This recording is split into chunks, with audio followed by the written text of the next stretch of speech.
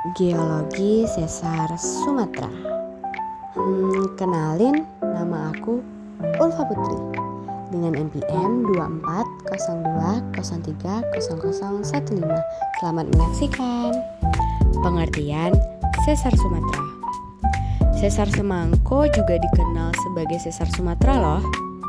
Sesar ini merupakan sesar yang membentang dari utara ke selatan Pulau Sumatera. Proses pembentukannya bermula dari tabrakan antara lempeng Hindia Australia dan Sumatera, menjadikannya sesar yang sangat aktif di daratan Sumatera. Dan sesar ini sering memicu gempa bumi yang sangat besar. Selanjutnya, proses terjadinya sesar Sumatera.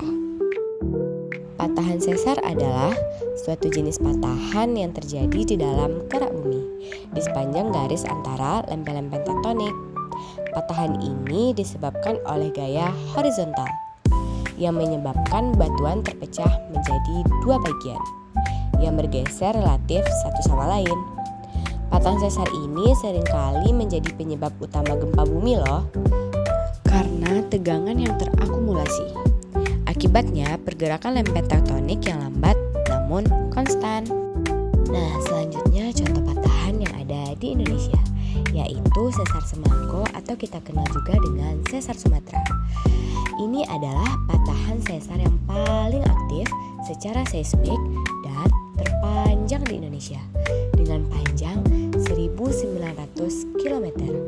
Sesar ini membentang dari Aceh hingga Lampung dan merupakan hasil dari tabrakan Hindia Australia dan Sumatera.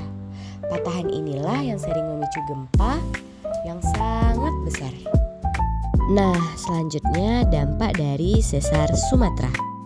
Dampaknya yang pertama yaitu gempa bumi. Gempa bumi ini adalah dampak paling langsung dan sering terjadi.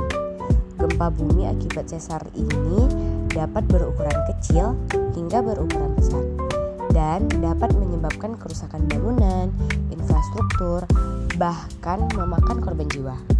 Lalu yang kedua yaitu tanah longsor.